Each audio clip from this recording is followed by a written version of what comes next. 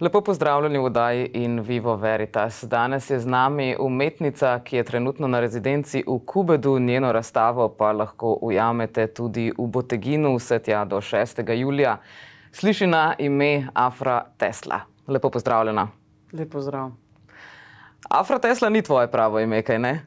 Mama mi je dala tako ime. Super. Kaj te je pripeljalo v Kubed? Vem, da prihajaš nekje iz severovzhoda Slovenije. Kako si prišla do Kubeda? V bistvu hodim v Kubed že kar par let, ker imam v Kubedu našo zunanjo sodelavko ambasade Svetlane Makarovič, Laro Arh Caparoto, pa tudi vasica je fenomenalna, lepa. Sanjska. Ponavadi, ko se prijaviš na rezidenco, imaš nek projekt. Zdaj sama imela si zdaj že instalacijo oziroma video instalacijo v skladišču Libertas, razstavljaš v Boteginu. Je to vse bilo že prej zmenjeno ali si se to zmenila v sklopu rezidence? Vse je šlo tako hitro, da niti ti ne znam prav odgovoriti. Mislim, da je bilo kar sočasno. Ja. Ko sem zvedela, da sem dobila rezidenco, smo pol kar po hitrem postopku vse zablokirali, ne. Kje si pa izvedela za to rezidenco? Kakšna vrsta rezidenca to pravzaprav je? Ja, v bistvu mi je spet ta link preposlala Lara, ne. Tako da sem si rekla, že poprej, ko sem bila v Kubedu na obisku pri Lari, sem si šla ogledat to cerkvico in stolpič in sem malo paradirala okrog tega čudovitega vrta Kocijančičevega. In sem si rekla, jaz bi pa toliko rada prišla sem, ne. In evo, tup, se mi je pa želja uresničila. No, super. In zdaj te lahko imamo tudi v Kopru. Si pa intermedijska umetnica. Zdaj, to vseeno vedno več je intermedijske umetnosti, ampak po drugi strani pa mnogo ljudi pravzaprav ne ve, kaj naj bi to pravzaprav pomenilo. Kako ti razlagaš intermedijsko umetnost? Ja, tako bom rekla, neka definicija obstaja že iz 60-ih. Ampak to si lahko vsak sam pogugla, ne. Jaz bi pa rekla takole, da brez neke posvečenosti in soobstajanja sploh ne moremo govoriti o intermediji. In če takoj priklopim na Huxterla, ki je intermediološka persona, oziroma najprej je bilo to znamenje, ki se je porodilo v času nekega mojega umetniškega postajanja. Ja, Huxterl je 2019, bom rekla, prekategoriziral pravno definicijo intermedije, oziroma jo dopolnil in pravi, da je intermedija arhiviranje in nabiranje novega znanja. Seveda, kot sem prej rekla, za intermedijo je potreben en prostor in čas, ne. Ponavadi so to neki dogodkovni akti znotraj ene galerije, neke uprostoritve, da se več medijev hkrati prepleta in sodeluje. V mojem primeru je pa Huxterl tisti maestro, ki narekuje čas in prostor in on odloča o tem, kdo, kje, kaj, kako in koliko časa. Huxterla lahko v upodobitvi vidimo kot mačka. Je zasnovan na dejanskem subjektu.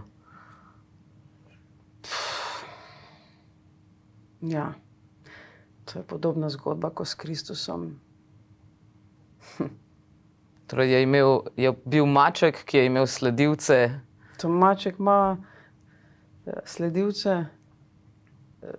Maček je zato maček, Zato, ker ti bom tako povedala, že od otroštva sem obsedena z mački in verjamem, in moje izkustvo je tako, da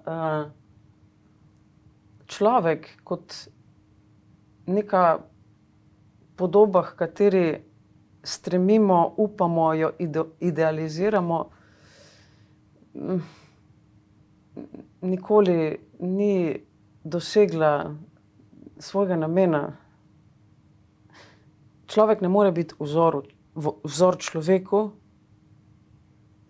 zato je maček tisti horizont, tisto stičišče med znanstveno fantastiko in mitologijo, ki človeka nekako tudi opere njegove neintegritete, sooči z lastno nepomembnostjo.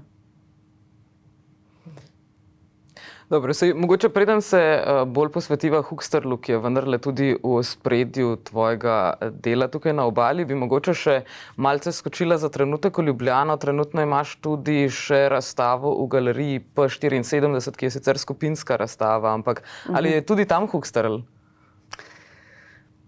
Ne, tam pa ni Huxterl. Sem se odločila po tehtnem premisleku, da ne bom dala Huxterla, ker sem začutila, da bi zjebala koncept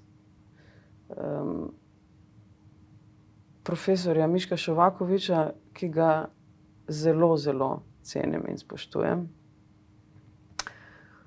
On je kurator? Tako. Tam je na ogled do 4. julija ekstenzija mojega dela Tod mit Vorteil / Zmrznjen alpinist. To je, mislim, da že ena 8. ali 9. postojanka v tem mojem podvigu na K2, ki pa traja že od leta 2021, ko je bila prva postavitev na rusko-estonski meji v Narvi kot zvočna inštalacija. Kjer si bila tudi na rezidenci, kaj ne? Ne, delala sem nadaljavo. Ja. Kakšna je bila pa tehnologija za tem? Je bil to zvočnik, računalnik ali še kakšni drugi procesi vmes? O kateri postavitvi govoriva? O tej zvočni na meji. Ja, ta postavitev, pri kateri nisem fizično prisostvovala, je imela svoj akozmatičen, se pravi dionizičen del, to je moj del, in pa apoliničen, kiparski del. 8 kipov, 8 psalmov. Preprosto. Ampak ta spoj se je spremenil v kulturno-politično vojno. Tako da sem imela 2 leti res Netflix serijo, thriller. Še zdaj sem v nekih... Vojna še ni končana. Vojna med kom? Med čim? Vojna med, rečemo, mojim sodelavcem in mano, takratnim, ki mi je ukradel avtorske pravice in se podpisal pod moje delo, oziroma mene podpisal kot nekega svojega craftsmana, kako se temu reče. Izvedbenika, recimo. Bravo, izvedbenik. Kot da mu kopljem luknjo ali pa ceste ali pa... Skratka, pokazal se je kot kolekcionar, zavisten, neetičen kolekcionar oziroma slepar. In inštitucija tamkajšnja ga podpira, zato ker je kao zelo eminenten tamkajšnji artist. V tožbo nisem šla še, takšne stvari ne zastarajo. Sem pa ubrala neko drugo pot, ker to se vse dogaja v nekem, rečemo, horizontalnem svetu, kjer so virusi, kjer je lakota, kjer so vsakdanje skrbi, kjer so te če se lahko izrazim malo vulgarno, kulturno-politične prefokancije.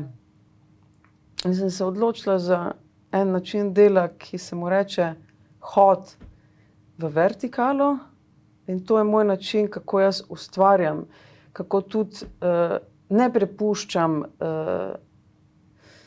metafizični roki pravice. Udinjam to, kar mi je moč udinjati v tu bitnosti. Hočem ustati in ostati tudi za tiste, ki nimajo glasu, ki nimajo tega poguma, da bi se soočali s krivicami, pa jih je ogromno v svetu arta, ne. Torej, moj način dela je hod v vertikalo, nekako se identificiram z alpinisti. Ker tam je vsak vdih, izdih in korak globoko premišljen in na eni točki se zgodi, da se srečaš z vizijo in z smrtjo ali pred smrtjo. In pravzaprav ta točka, ta podoba, to porajanje je smisel te transverzale, ki sem jo nekako uprostorila in prinesla iz te vertikale nazaj v horizontalo. Razstave, ekspozicije si sledijo tako, da po Narvi sem imela naslednjo ekspozicijo v Mariboru, ko sem dobila projekt od mestne občine takrat. Variaciji oziroma modifikaciji se je reklo 8 samosti. Še prej sem imela en intervju na Radiu Študent.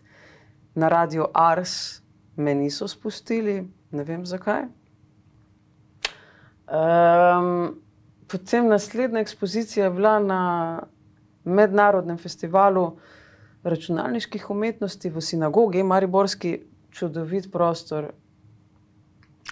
Skupaj s Štefanom Döpnerjem, kjer sva v bistvu 2 od teh 8 psalmov, nekako je nastal en tak embodiment 2 robotov, spoj 2 psalmov. Zadnja večerja, postavitev na mizi. In ta 2 robota sta prepevala oziroma kako bi rekla, simbolno prikazovala en odnos medčloveški, da se ljudje nikdar zares ne uzrejo. Ker roboti so tako narejeni, to sta 2 spikerja in se obračata. In potem tudi ta akozmatika potuje po prostoru, glede na ta obračališča. Ampak nikoli se pa ne zazreta v ta obraz. Jaz se rečem temu obraz, te membrani, ne. Je pa nastala ena fora, ko sva gnala te robote over and over again, so se na neki točki začeli premikati drug proti drugemu. In to mi je dalo misliti, da mogoče se bo pa tudi človeštvo, če bo seveda še obstajalo, jaz upam, da ne, na neki točki zazrlo. No, ta zadnja večerja je bila tudi posvečena mojim sovražnikom, tako malo je, a veš, konotirana to bibličnost, Novo zavezo. Sovražnikom od psalmov. Ja, tudi ljudje so me na tej poti iskanja pravice, jaz nisem imela dosti prijateljev, imela sem par tovarišev, zato sem pol osnovala konzilij za detekcijo kriminala v umetnosti v ambasadi Svetlane Makarovič, kjer sem znotraj tega interdisciplinarnega laboratorija nabrala svoje tovariše iz raznih fohov in disciplin, ne? Od gibalcev do filozofov in vizualnih umetnikov, montažerjev. Če bi povedala še njihova imena bi bilo tudi v redu, ne. Anita Vah, Ivan Kobe, Lara Arh Kaparoto, Irena Ocepek, Barbara Zupanc, Gašper Mithans,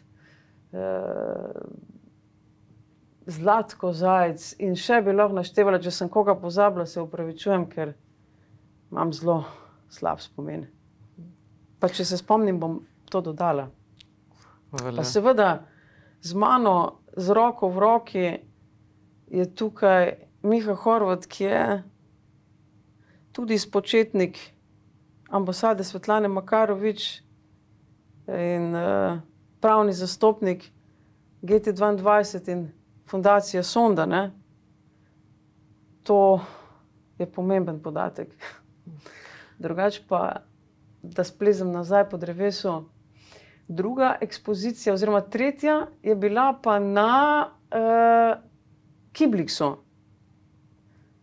kjer je bila ena varianta tega kot in memoriam Aleksandri Kostić, pokojni direktorici Kible, s katero sva imeli en poseben čustveno, rečemo, ljubavni odnos. Tako da tudi tam so seveda s Štefanom postavila eno različico robotsko. Potem naslednja ekspozicija je pa bila, čakaj, kaj je bilo naslednje? Pol sem imela pa samostojno razstavo v galeriji Slovenj Gradec v podružnici Ravne. Tisto je bilo fenomenalno. Jernej Kožar je bil kustos in tam sem tudi izdala tole, kako se temu reče, ni glih monografija, ampak katalog, ampak ta katalog je bil zelo taki partizanski pesniški obliki. Tako da tam noter sem marsikaj povedala, no. Potem, torej govoriš o katalogu, tako je govoril Huxterl? Ne, govorim o transverzali si.ziv, tako se je imenovala ta razstava. In tja so prišli za 8. dan RTV Slovenija posnet in dokumentirati moja zelo draga prijateljica, tudi sodelavka ambasade Svetlane Makarovič, konzilija za detekcijo kriminala v umetnosti / ornament in zločin, kot se imenuje v tem 2-letnem programu. Meta Česnik, tovarišica in prijateljica, tako da je bilo kar pestro, no. Pol naslednja ekspozicija je bila v Velenju pod okriljem Konsa, kjer sva s Štefanom Döpnerjem postavila eno različico, eno modifikacijo teh psalmov. Poimenovala sva Dve duši, robote, isto tako postavljene na mizo, malo drugačno. On je imel v bistvu še druge projekte tam. Tisto je bilo super. Potem pa, pol pa nazadnje v Ljubljani, kaj je bil ta neki vikend v cirkulaciji, kjer so lahko ljudje tudi kupovali dela. Vprašanje, če je kdo kaj kupil. Tam smo imeli tudi Dve duši razstavljene. Tako da ti psalmi so zadobili svoje telo in kadarkoli kdo zajoče ob tem, stvar zadobi svoj smisel. Ker jaz sem te ljudi, veš, to je bil en časopis iz 90-ih, Kmetska novost, in tam so bili ti oglasi, predvsem hendikepiranih ljudi na obrobju, ki iščejo drug drugega. In jaz sem te oglase najprej iz ruščine prepesnila v nemščino, oziroma najprej so bili prevedeni, prevedel jih je Marko Grobler, jaz sem jih pa potem prepesnila, a veš, ker prepesnitev je malo drugače kot prevod, ne. Moraš paziti na metriko, kakšno besedo še malo po svoje obrneš. To domovanje v jeziku je ful zanimivo ravno za tega del, ko preklapljaš med jeziki, se začneš na eni točki zavedati, kaj pravzaprav naš materni jezik tako vzorčno skriva in kako nas determinira, kako podpihuje ene naše šibkosti. Jaz recimo zelo težko izražam jezo v maternem jeziku oziroma jo kultiviram. Če pa govorim v ruščini, me pa že sam jezik toliko pomiri, da je to neverjetno. No, hotela sem reči, da sem te ljudi iz oglasov, ko sem potem s harmonijem to uglasbila, teh 8 psalmov, ki seveda in med sabo nekako metafizično sparla te ljudi, ki se mogoče nikoli ne bojo srečali v življenju. In to je ta tragedija, ne? In to je ta pozicija, rečemo, Božja, Oče, Sin, Sveti Duh pozicija, bi lahko malo rekla, ne, tak, čeprav mogoče me ljudje ne bojo razumeli, bojo mislili, da sem tako strahotno religiozna, pa pustimo to. V glavnem, ja. Velikokrat si zdaj omenila GT22, ambasado Svetlane Makarovič. Kaj pravzaprav, na kak način deluješ v teh dveh institucijah, ki sta med sabo, si predstavljam, precej povezani? Ja, valjda, ker GT22 je iLab, ne? To je intermedijski laboratorij oziroma interdisciplinarni, če sem natančna, zato ker to je domovanje večjih inštitutov, ne? Imamo inštitut za samooskrbo, za medije, za urbano kulturo in seveda inštitut interdisciplinarnosti, kar je ambasada Svetlane Makarovič, ne. Nahaja se pa v centru Maribora. Tako, v židovski četrti, ne. To je čisti strogi center v bistvu. Ja. In moja geneza vsega tega skupaj, kar se tiče rezidenc, ker enkrat bo prišla tudi ta točka, ko bom mogla povedati, ker si prej že začela s to rezidenco v Narvi, na kateri nisem bila, ne. Ampak v GT22 sem bila najprej kot rezidentka. Eno leto sem se družila z vsemi temi frakcijami, ljudmi, ki domujejo tam, zato ker Fundacija Sonda je pač enega od prostorov namenila kot rezidenco. In takrat sva z Miho Horvatom začela razmišljati, ker jaz sem takrat tudi spoznala Svetlano oziroma začela z njo sodelovati in soustvarjati, in se mi je porodila misel, kaj pa, če bi midva naredila nekaj za Maribor. In je rekel Miha, ja, ke imamo pa že eno tako zgodovino ambasad, ne, pa Udarnik, pa levo pa desno, ne, saj veš ta zgodba Udarnika. Govorimo torej o kinu Udarnik, ki ne obstaja več. Ja, ampak dobro, o tem kasneje. Je rekel, naj bo pol ambasada Svetlane Makarovič, ja, seveda, kaj pa druga, ne. Tako da Z njenim dovoljenjem ste uporabili njeno ime? pa seveda, je rekla, Afra, zaupam ti, delaj, kar hočeš. In tako da, ja, delovanje ambasade sega že tam do 2015. Seveda potem je vpadla v igro tudi mestna občina, da je malo dokapitalizirala. To so res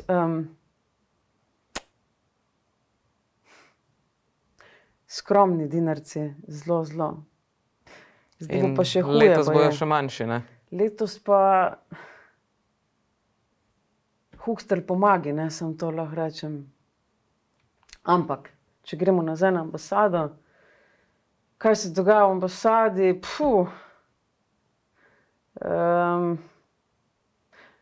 predstavljamo njene knjige.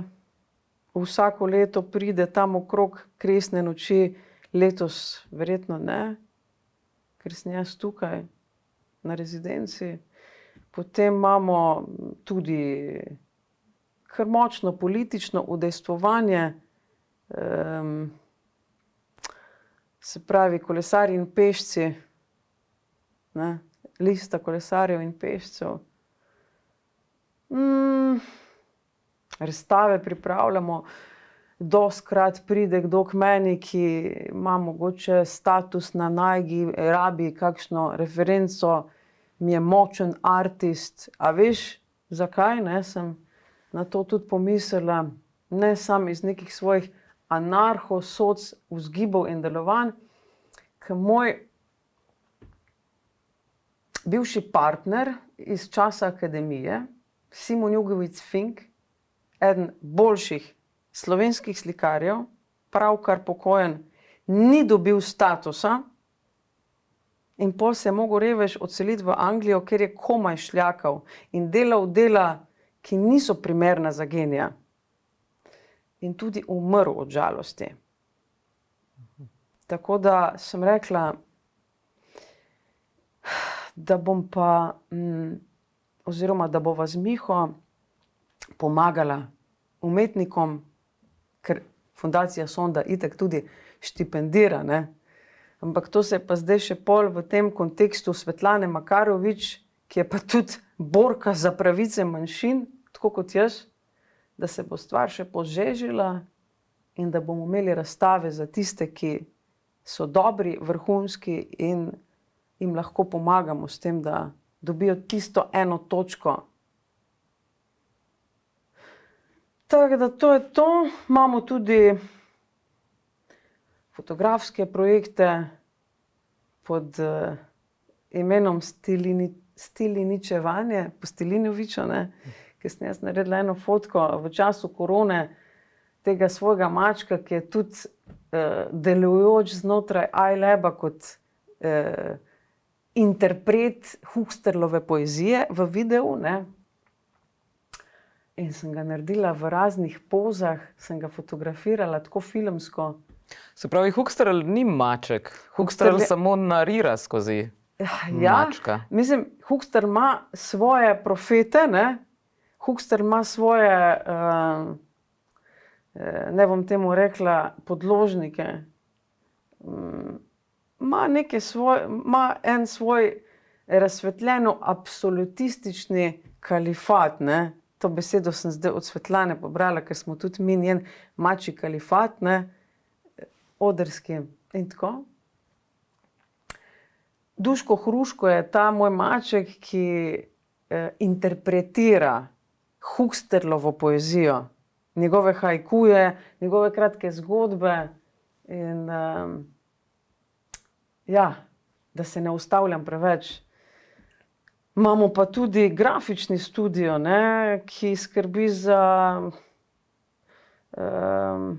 celostno podobo, nosil bom rdečo zvezdo. In tako da ni nam dolgčas. Rdeča zvezda se nahaja tudi na knjigi Tako je govoril Huxterl. Tako. Je to torej povezano? Ambasada je že obstajala, ko je Huxterl prišel v igro? To je pa mala garažna knjižica, to bi ti Miha Horvat znal bolj obširno povedati. Ta dizajn je bil oziroma je copy-pastan iz neke leninistične publikacije, če se ne motim, ampak je zelo tako okleščeno, poln. Saj si videla, ne, koliko je. Super je, ne. Super je. Tako da to je valjda pri vseh teh publikacijah Male garažne knjižice se uporablja ta dizajn. Drugače pa ja, Rdeča zvezda pa Huxterl, ne, saj si kdaj videla te jumbo plakate pred, ki so pol ti... Enega v Botteginu, ja. Ja, ampak one velike jumbo plakate pred koncertem nosil bom Rdečo zvezdo,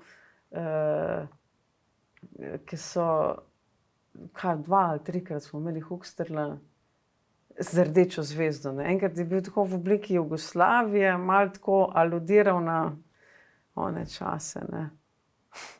Pa Rdeča zvezda, pa so pa tile salonski komunajzerji, pa desničarji so gledali debelo, kaj pa zdaj Maček dela na plakatu, ja kaj dela? Maček je simbol svobode, ne, in pravičnosti, ne. Si ga tudi zato izbrala, ko si začela s Huxterlom. Koliko je Huxterl zdaj star? Kdaj se je začel oglašati?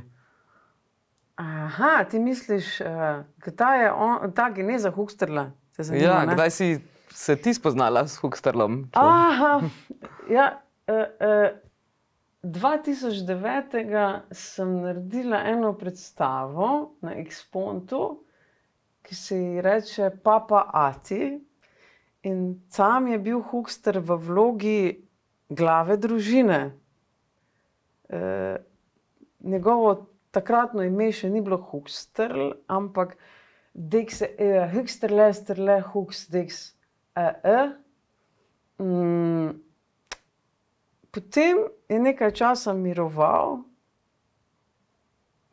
in se potem spet pojavil v internetni obliki 2016. leta z nekimi svojimi citati in opazovanji. In njegov vektor je pretresljivo neizprosen. Ker dejansko, saj ne vem, a on mene postaja ali jaz njega postajam, ampak na eni točki, takrat, ko so ljudje tisti, ki ga povzamejo, ki ga sprejmejo, spremljajo, na tisti točki pol Huxterl kot Bog to bližino mene z Bogom Huxterlom definira tudi bližina ljudi, ki so ob meni in ob Huxterlu. Huxterl sem jaz, Huxterl si ti. No, in 2019, ko sem pa dobila štipendijo, ko mi je intermedijska platforma Ministrstva za kulturo dala štipendijo za Huxterla. Takrat sem postavila to spletno stran, se je postavila Hux portal in sem še zdaj nekako v navezi z tem delom ministrstva in sem zelo hvaležna, da so pripoznali, oziroma najprej prepoznali, potem pa pripoznali Huxterla, ne. Ker prepoznanje pa pripoznanje, to je kar dosti velika razlika, ne. Eno je statistika, drugo je pa metafizika, ne. No, in Huxterl je takrat nekako po tej eksponentni krivulji se prafaktoriziral in v svojo vseobsegajočnost. Tako da ta redefinicija intermedije, ki jo jaz ponavljam ko Andy Warhol, se je prijela. Huxterl ima že svojo knjigo. Ja. V Botteginu so pa verjetno tudi novi citati, kaj ne? Ja, Huxterl in njegovi apostoli. Knjiga je šla valjda pri tej Mali garažni knjižici 18. Mislim, da. V Botteginu so pa tudi citati njegovih teh apostolov. največ ga citira Josef Goebbels, ki pa ni več Josef Goebbels, ampak Jožica. Jožica, ker se je, kot vidiš, prelevil v neko transpolno osebo, ne? Kralj propagande.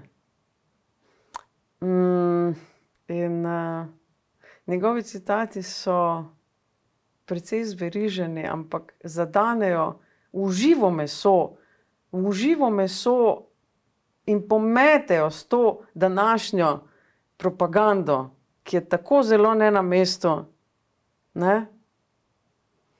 V tem kleptofašističnem času. No, pol imaš pa še tam haikuje, Huxterlove, ampak sej bomo videli tudi del animacije, oziroma cel cvetober Huxterlovih video poezij. Sej predlagam, da mogoče pogledava odlomek animacije in potem, ko se vrneva, spoznamo še Laro, o kateri si nekaj že govorila. Velja. Pa poglejmo. Kje Huxterl stoji? Huxterl smešno bel, v črnini votle tihe rakve zapoje. Kadar zvezde surovo žarijo in ljudje ne upajo s hiš, se gol postavim v črnino, po grlu spuščam mrtvo miš.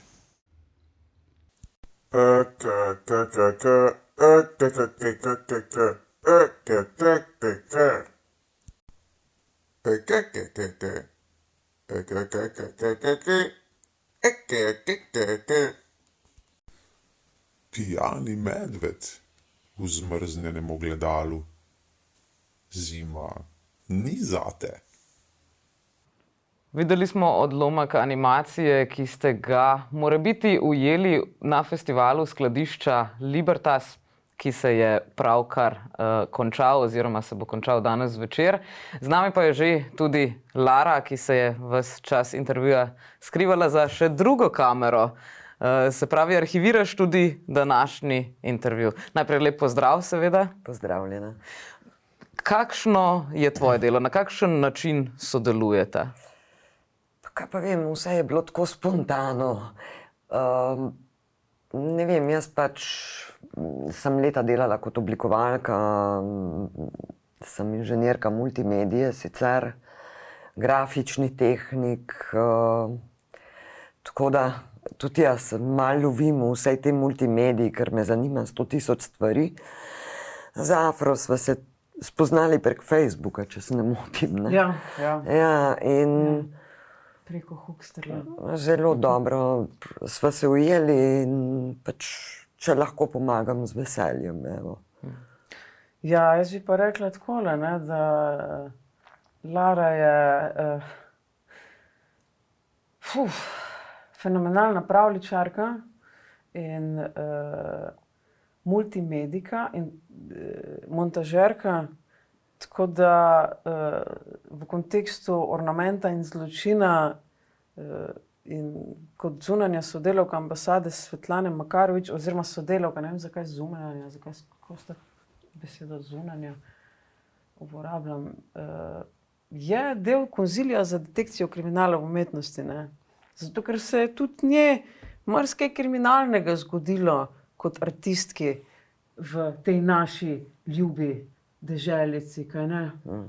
In pomembno mi je, da so moji tovariši, moj konzilij na zemljevidu, na tem mojem intermedijskem zemljevidu na Hux portalu. To je to. Ja, marsikdo si verjetno misli, saj umetnikom vam je pa lahko živeti. Zdaj ste tukaj že dve, ki ste očitno imeli tudi slabe izkušnje o umetnosti. Jaz si v umetnost, iskreno povedano, nikoli nisem upala niti vstopati. Jaz sem da zmer pač zaposlena, bila sem nekaj časa SP, zdaj imam status invalida in imam samo 4 ure, tako da do službe lahko pozabim. Ne? Mislim, ni lahko umetnikom, absolutno ni lahko. Daleč od tega. Ne? Pač vrvohodstvo je, navadiš se vetra, včasih nimaš palice, včasih se vrv pretrga. Ampak ja, jaz želim, da je Lara preko Huxterla, preko ambasade vstopa dejansko v svet umetnosti, zato ker ta moja agenda, če se lahko tako izrazim, čeprav ne maram te besede, ki zveni kot nek nagačen krokodil, je, da dejansko inkorporiram v ta svoj intermedijski svet, ker jaz oziroma Huxterl pišem svojo zgodovino, zgodovino Svetlane Makarovič in zgodovino ljudi, v katere verjamem. Ja. Kako pa vama je zdaj, ko sta obe hkrati v Kubedu? Je tam sicer veliko kulturnega dogajanja, imate svoj vaški dom, kaj ne? Tako je, jaz sem zdaj v Kubedu šele kratek čas, sem šele 3 leta, ker sem bivala najprej, sem tako malo Mudžezane, malo Ljubljančanke, ki je na koncu pristala v Mariboru, tam sem tudi njo spoznala. Zdaj so se 3 leta nazaj, se moj mož odločil, da bi se vrnila na Primorsko, iz katere sem jaz bežala, ker ni bilo dela zame svoje čase. Tako da sva prišla nazaj, ampak dela zame še vedno ni. Tako da.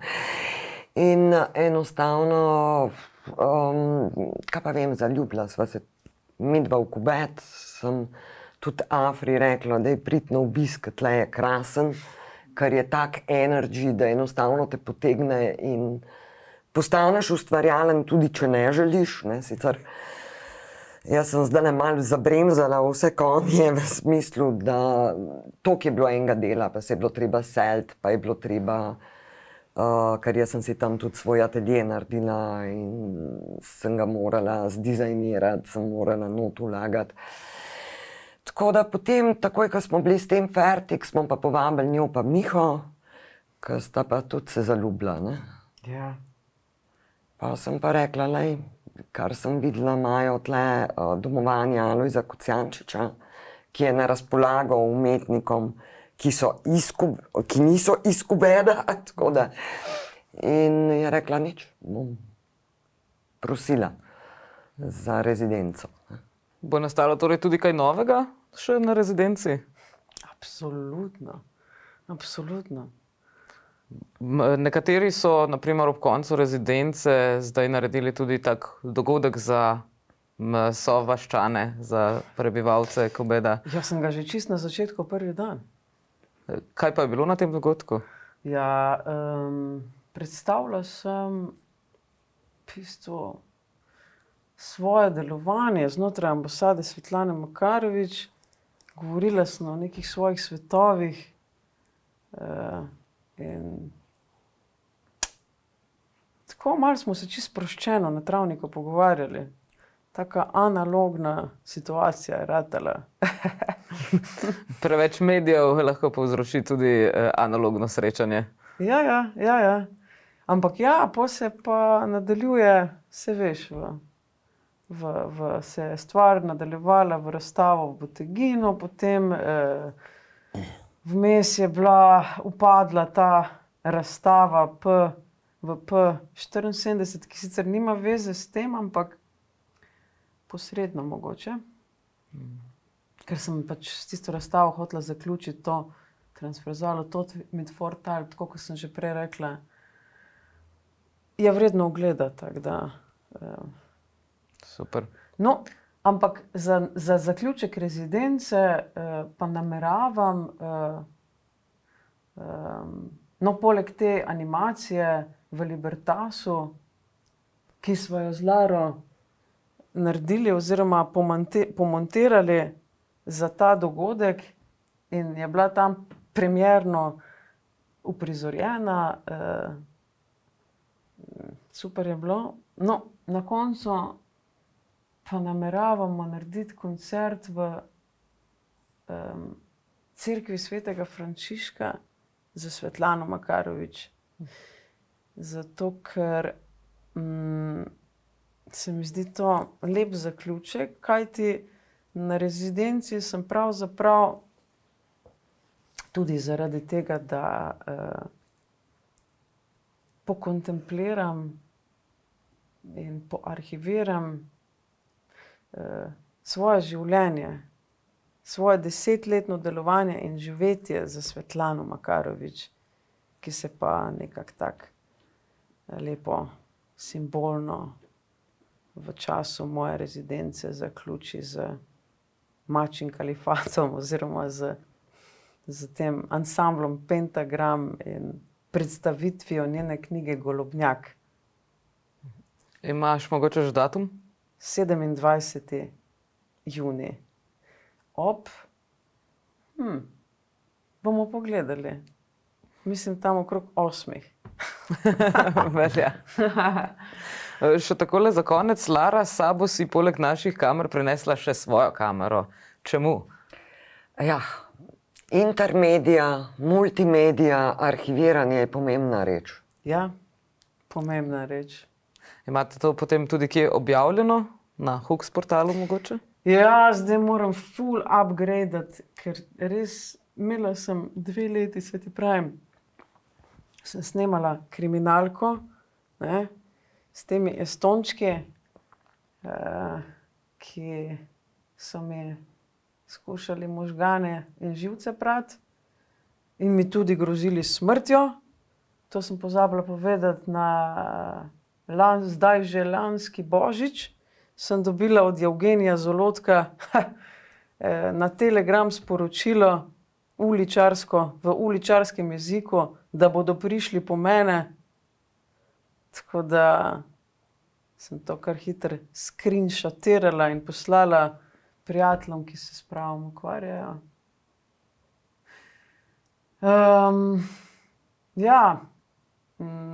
Kaj sem hotela pravzaprav povedati še na to temo?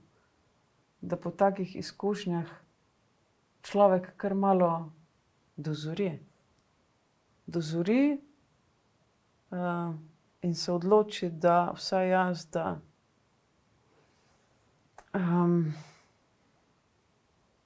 je treba ljudi enostavno odrezati, vreči v stranišče in potegniti vodo. Ker tako, kot je rekla Svetlana, enkrat fenomenalno. Nekateri so sam zarodki, ki gledajo s kanalizacije ven. Mislim, da Je lahko podobno. ja, s to modro mislijo tudi zaključimo današnji pogovor. Afra in Lara, lepo hvala, da ste si vzeli čas in prišli v naš studio. Hvala vam. tebi, Pija. Tako vi, dragi gledalci, pa seveda toplo vabljeni tako 27. v Kubet na dogodek, kot tudi seveda do 6. julija na... Kaj? na dogodek, kaj nisi Ne, rekel? ne. Ne bo? Dogodek bo 27. junija v cerkvi svetega Frančiška v Kopru. A je v Kopru, aha. Da ne bo pomote. No, Nič tako. hudega. Torej, Sveti Frančišek v Kopru 27. junija, če boste pa takrat prišli v Koper, pa se oglasite seveda tudi še v Boteginu, kjer je pa razstava Afre Tesle oziroma Huxterla, vse tja do 6. julija. In rada bi se še zahvalila Arjani za njeno srčnost in občutek doma. Absolutno. Tako. Lepa hvala še enkrat in pa hvala tudi vam, dragi gledalci, da ste nas danes gledali. Ponovno bomo z vami v ponedeljek ob 18.